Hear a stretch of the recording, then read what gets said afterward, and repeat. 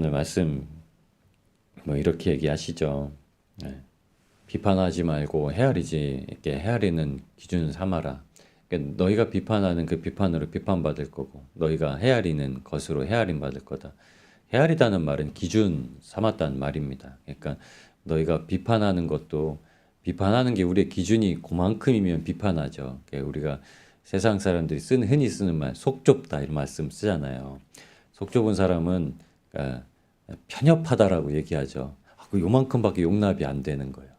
근데 그게 헤아리다는 말과 똑같습니다. 그럼 우리는 어떠한 그릇이 되어야 되냐. 그릇을 넓히는 자가 아니라요. 성경에는 우리가, 그럼 우리 마음이 큰 자가 돼야 돼. 마음이 큰 자가 돼야 돼. 그런데 성경에는 이렇게 얘기합니다. 마음이 깨끗한 자가 되라. 질그릇도 있고, 나무 그릇도 있고, 뭐 금그릇도 있고, 은그릇도 있는데, 하나님은 깨끗한 그릇을 쓰신다. 뭐 돈이 많은 사람이 아니라, 머리가 뛰어난 사람이 아니라, 외모가 잘난 사람이 아니라 주님은 마음이 청결하여 하나님을 보는 자들을 쓰신다 이렇게 얘기하십니다. 그래서 비판하지 말고 헤아리지 말라 이 말씀을 주신 이유도 그러고서 하시는 말씀이 거죠. 형제의 눈 속에 있는 티끌을 보고 내게 이제 내가 너의 티끌을 빼게 해라 이렇게 하지만 내 눈 속에 있는 들보는 보지 못하고 이렇게 한다는 겁니다. 우리에게 신앙의 기준을 세우라고 말씀하시는 것이에요. 신앙의 기준은 성령님이시죠. 우리가 이 본문이 단락이 있어서 첫 번째 6절까지의 말씀은 비판하지 말고 헤아리지 말라 이 말씀이고 7절부터 12절까지 말씀 구하라 찾으라 두드리라 그러면 주신다. 근데 누가복음 11장엔 이걸 성령이라고 말씀하셔서 하늘 아버지 우리의 성부 하나님께서 구하면 성령 하나님을 주셔서 우리를 인도하신다. 그리고 13절, 14절은 좁은 길로 들어가라. 이 말씀을 주시는데 따로 떨어지지 않고요. 하나로 쭉 연결됩니다. 첫 번째는 우리에게 사랑의 기준을 세우라고 말씀하시는 거예요. 에베소서 3장에 우리에게 이 말씀을 주십니다. 에베소 3장 14절에 19절에 이러므로 내가 하늘과 땅에 있는 각 족속에게 이름을 주신 아버지 앞에 무릎을 꿇고 비노니 그의 영광의 풍성함을 따라 그의 성령으로 말미암아 너희 속사람을 능력으로 강건하게 하시오며 첫 번째 뭐가 있어야 되냐면요. 사도 바울은 이렇게 얘기합니다. 성령으로 말미암아 우리 속사람을 강건하게 해주셔서 19절에 이렇게 얘기합니다. 18절 19절에 능히 모든 성도와 함께 지식에 넘치는 그리스도의 사랑을 알고 그 너비와 길이와 높이와 깊이가 어떠한 것을 깨달아 하나님의 모든 충만하신 것으로 너희에게 충만하게 하시기를 구하노라. 아멘. 헤아릴 수 있는 것도 우리가 기준을 삼을 수 있는 것도 성령님 계셔야 할 수 있습니다. 그래서 요한계시록의 21장에 가도요. 성전을 측량하는 게 나와요. 근데 놀라운 말씀을 줍니다. 길이와 너비와 높이를 이렇게 다 재보라고 했는데 사도 요한한테 하나님이 이렇게 주십니다. 길이와 너비가 높이가 똑같더라. 우리가 좌로 봐도 우로 봐도 뭐 위로 봐도 아래로 봐도 이런 사람 내 눈에 참 보기 좋은 사람 잘하고 있는 것 같은 사람 아니면 저 사람 왜 이래 저 사람 때문에 나 진짜 마음이 답답하다 이런 모든 사람을 볼 때 어떻게 하다고요? 같은 눈을 주신다. 하나님의 사랑은 같은 눈을 주세요. 왜냐하면 하나님은 오히려 여러분들을 누구한테 가라고 하시죠?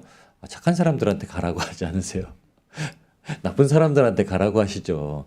나쁜 사람들한테 빛이 가야지 증거가 되지. 뭐 빛 가운데 빛들의 아들들로 나타내리라는 저 천국에 가서 우리에게 영원토록 행하여 주시는 말입니다.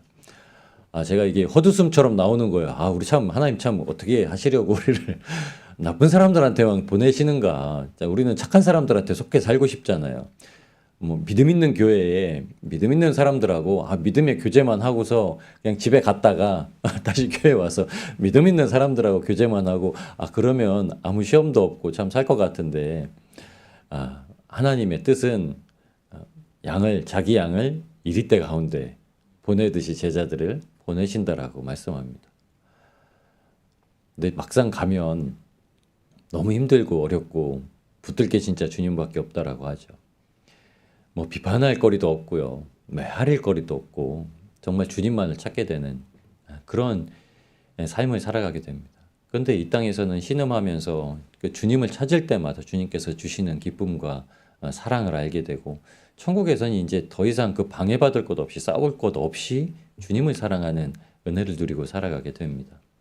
그래서 주님께서 뭐라고 하셨죠? 구하라, 찾으라, 두드리라. 왜냐하면 그 앞절에 바로 말씀하시죠. 거룩한 것을 개에게 주지 말며 너희 진주를 돼지 앞에 던지지 말라. 이 말씀이 잠언서에 있는 말씀과 베드로에서에 있는 말씀을 같이 볼 수 있도록 주신 말씀입니다. 그 당시 개는 거의 이단자들을 지칭해요. 웨슬리 목사님을 이걸 이단자들에게 지칭해서 이단자들에겐 절대 말씀을 주지 마라, 이런 말씀으로 해석을 했습니다. 거룩한 것이라는 건 우리에게 말씀을 주신 거죠. 근데 우리가 그 말씀을 듣고 그 말씀에 참여할 수 있게 하신 말씀이에요. 근데 유대인들에게 개는 자기가 토했던 걸 먹고, 정말 이렇게, 심지어는 구약에는 뭐라고 하죠? 개가 이렇게 사람의 살까지도 이렇게 주워 먹는 그런 일들을 하는 아주 정말 하찮고 경멸적인 동물로 등장합니다. 우리가 생각하는 애완견, 길거리 도냥다니는 그게 아니에요. 정말 이렇게 들개, 막 집에 있는 짐승들 공격하는, 가축들 공격하는 들개, 이 정도를 얘기합니다. 근데 그것을 주지 말라 그래요. 왜냐하면 그것이 뭐라고 얘기하죠? 너희를 찢어 상하게 할까 합니다. 그거를 주고, 그래서 예전엔 그랬어요.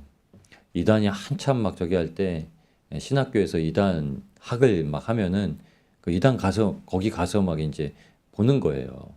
신천지에서는 자기 딸을 이제 건지려고 막 장로님이 내가 가서 내가 말씀 가지고 들어가면 내가 데리고 올 수 있다, 그러다가 신천지 가셨어요. 우리가 생각하는 거 이상, 우리가 그리스도가 없이, 성령님이 없이, 말씀이 없이 내가 나 정도면은 할 수 있다라고 생각하면 절대 못 한다는 얘기입니다. 그럼 기준이 뭐죠? 내 능력이 아니라 성령님의 말씀하심과 인도하심으로. 언제나 우리를 그렇게 만드시죠. 우리가 교만하다는 건 하나님을 아는 지식이 높아져 있다라고 생각을 하는 겁니다. 영생은 물론 하나님을 아는, 유일하신 하나님과 그의 보내신 그리스도 예수를 아는 것이라고 요한복음 17장 3절에는 말씀을 해두셨습니다. 그런데 교만하지 마라. 교만은 넘어짐의 앞잡이다. 이렇게 패망의 선봉이라고 얘기를 해두셨던 이유가 무엇이냐면, 여러분, 우리는 날마다 주님께 묻고 주님께서 인도하시는 길을 살아야 됩니다. 이것이 그것이지 하는 순간 부족해요. 그래서 주님께서 뭘 주신다고 하셨죠? 겸손함은 성령님을 받은 자가 누릴 수 있는 겁니다. 성령님 가라고 하시면 가고 멈추라고 하시면 멈추고, 주님께서는 먼저 뭘 하시죠? 도저히 안 되면은 그냥 가라는 말씀은 주셨지만 가야 되는 길이 확고해요. 그런데 잘못 가는 길은 멈추게 하세요. 사도 바울이 그렇게 전도의 길을 넓히려고 이제 나아가려고 하는데 성령이, 그리스도의 영이 죽어라 못 가게 하신다는 거예요. 이게 문제가 생겼다는 거예요.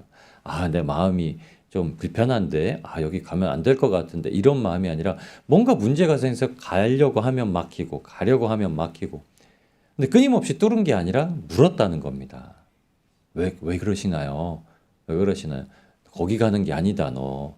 그리고 나서 나중에 바울에게 마게도냐인들이 자기를 부르는 환상을 보고, 그러면 마게도냐로 가라는 뜻인가 보구나 하고 이제 그 길로 가죠. 그게 뭐죠? 안 되는 거를, 우리는 안 되는 거를 길을 쓰고 기도를 해가지고 왜 막혔나요? 뭐가 문제인가요? 주님, 이 길 열어주셔야 됩니다. 이게 아니라 그럼 뜻이 무엇인가요? 라를 묻는 믿음을 갖게 하십니다. 그거를 가지고 구하라, 찾으라, 두드리라는 말씀을 하세요. 구하는 이들마다, 찾는 이들마다, 두드리는 이들마다. 근데 이 말씀의 진위로 하늘 아버지께서 자기 자식에게 좋은 것으로 주시지 않겠느냐라는 말씀을 하시고, 누가복음 11장엔 이것을 성령을 주시지 않겠느냐라고 얘기를 합니다. 여러분, 우리가 세상 가운데 살아가는 기준이 있습니다. 이 세상을 살아가는 기준은, 세상 사람들은 어느 대학교 이상을 나와야 되고, 그냥 평균적으로 결혼해서 살라고 하면 어느 정도 돈은 준비해 놔야 되고, 이런 기준들을 가지고 있어요.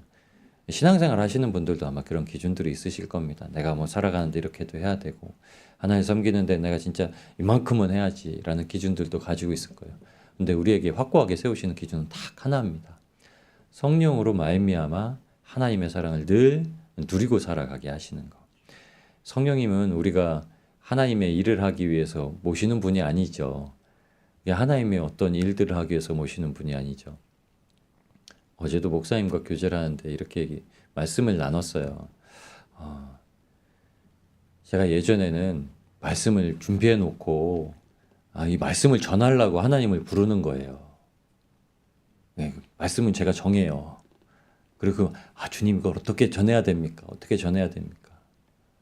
근데 대부분의 목사님들이 그러시고 어제 교제하신 목사님도 그러신 그런 마음 때문에 설교를 준비하시는데 힘을 들이고 계시더라고요. 근데 저는 바뀌었거든요. 주님 뭘 전할까요? 주님 뭘 전해야 할까요? 주님 어떤 걸로 전하라고 하시나요? 그러니까 전할 말씀을 먼저 묻거든요. 아니 그러니까 제가 잘못하고 있었다는 걸 회개하고 돌이킨 게 그거예요. 아니 내가 정해놓고서 하나님한테 오시옵소서 주님께서 하라는 거라 하고 하라는 게 뭔지를 먼저 듣고서 그럼 어떻게 할까요를 해야 되는데 밥은 다 차려놓고 주님 이 음식에 이제 맛있게 해주세요. 제가 준비는 다 했습니다. 이게 마르다죠. 열심히 고생하고 기진하니까 어떻게 하죠? 준비하다 보니까는 내 동생이 안 도와주는 것도 내가 화가 나고 막 화나고 뭘 했든 어쨌든 준비는 다 해놓고서 이제 주님 여기에 이제 먹는 사람들에게 입을 바꿔주셔서 맛이 없어도 맛있게 먹는 은혜를 주시옵소서 뭐 이렇게 하는 것처럼 그게 아니라 주님 그럼 뭘 준비해야 되죠? 이분들에게 뭘 대접해야 되죠? 그럼 모릅니다. 주님께서 이렇게 만들어 놓으라 하셨으니 맛이 있든지 없든지 제 손이 똥손이라도 뭐 하나님께서 만들라고 하셨으니 그건 하나님 책임입니다 하고 딱 내어드리는 거죠. 그러지 않으신가요? 아니 당신은 왜 이걸 준비해 이런 음식을 준비해서 하나님이 이거 만들라고 하셨어요. 그럼 끝이잖아요. 믿는 사람들이 뭘 더 얘기를 하겠어요. 그게 바로 사랑이죠. 그게 바로 성령님께서 우리에게 늘 인도하시는 길입니다. 그게 구하라. 뭘 구하냐? 주님 뭘 구할까요? 주님 뭘 구해야 되나요? 너 이거 구하라. 네 알겠습니다. 그럼 주님 이거 주세요. 주님 이거 필요하다면 이거 주세요. 넌 찾으라. 주님 뭘 찾아요? 뭘 찾습니까? 어디 가서 사살 뒤져서 뭘 찾습니까? 너 저기 가서 그거 찾으라. 그거 왜 찾습니까? 주님 그거 찾으러 가셨으니까 주님 그거 찾겠습니다. 그럼 주님이 찾아주시는 거죠. 문을 두드리라. 주님 어느 문을 두드려야 되나요? 우리 문을 두드리라고 하면 한 문만 생각하잖아요. 실례로 문이 여러 개, 길이 여러 개라고 했습니다. 큰 길이 있고 좁은 길이 있고 13절, 14절에 이제 말씀해 주시잖아요. 큰 길은 많은 사람들이 거기를 찾는데 문을 두드리래요. 그럼 우리에게 큰 문을 두드리라는 말씀도 아니죠. 그럼 주님 어느 문을 두드려야 됩니까? 1번 문입니까? 2번 문입니까? 3번 문입니까? 옛날에 무슨 연예인들 나와서 오락하는 프로그램들 보면 벽 뒤에 이렇게 뭐 한 2개는 이렇게 막아두고 하나는 스티로폼만 해서 거기 이렇게 달려가서 이렇게 문 찾는 뭐 그런 게임도 있었더라고요. 우리는 그렇게 몸을 던지는 게 아니잖아요. 어느 문인지 모르고 그냥 아무 문이나 막 두드리는 게 아니잖아요. 그럼 주님께서 말씀하시는 거죠. 아니 명확하게 좁은 문을 두드리고 들어갈 수가 있지. 넓은 문을 두드리면서 주님 들여보내주세요 하면은 열릴까요? 열리지가 않죠. 주님께서 우리에게 오늘도 말씀하시는 겁니다. 주님 과연 그러면 시작부터 뭘 어떻게 해야 되는지 우리에게 좀 알려주세요. 정말 저희는 어린아이와 같습니다. 아무것도 모릅니다. 나면서부터 젓가락질 잘하는 사람이 어디 있습니까? 벼라도 이거 손가락 껴서 젓가락질 하잖아요. 근데 지 젓가락질도 못하면서 자꾸 어른 젓가락 쓴다고 그걸 빼놓고 막 젓가락을 뺏어가요. 그거 보면은 어떻게 하십니까? 제가 보고 봐도 네가 아무것도 모르니까 네가 그러고 있지라고 생각을 하죠. 하나님은 어떻게 하실까? 너희가 아무것도 모르니까 그냥 너희가 생각한 것 같고 전 주님 제가 계획은 했습니다. 이를 성취하시는 주님이 일하여 경영하여 주시옵소서 이렇게 말한다고 하죠. 계획하는 것조차 주님 앞에 맡겨놓는 거죠. 실제로 굉장한 이 모든 계획을 정말 잘 해놓으신 분은 하나님이시죠. 여러분 우리의 삶에 계획을 해놓으셨어요. 우리는 하나님의 계획이 무엇인지를 잡고 실행하시는 것도 하나님이신 걸 보고 결과와 열매를 내시는 것도 하나님이심을 보는 겁니다. 오늘은 모든 걸 다 그냥 주님 앞에 맡겨보세요. 주님 주세요. 주님 준비하신 걸 주세요. 저는 그럼 오늘 어떤 걸 딱 주실 거예요. 일을 하실 때 어떤 걸 무조건 주님 앞에 구해놓고 받으시면 감사하세요. 네, 돌이 날라와도 감사하시고, 네, 뭐가 날라와도 욕이 날라와도 감사하시고, 오늘 이건 저한테 준비하셨네요. 감사합니다. 근데 그럴 수 있을까요? 그럴 수 있는 분이 있을 거라고 생각을 합니다. 저일 수도 있고, 그래서 제 말이 이렇게 나올 수도 있을 겁니다. 감사함으로 받아라. 모든 구한 것을 감사함으로 받으면 버릴 것이 없다라고 말씀해 주셨습니다. 오늘도 우리에게 구하고 자꾸 두드리라고 말씀하십니다. 왜냐하면 가장 좋은 것을 주시고 그것을 짊어지고 갈 때 십자가의 좁은 길로 주님을 따라서 갈 수 있도록 은혜를 베푸시는 줄 압니다. 오늘 주님께서 우리 삶에 준비하시고 예비하신 것이 무엇인가요? 주님 앞에 기도하시고 주님의 인도하시는 대로 앞서가시는 대로 따라가겠습니다.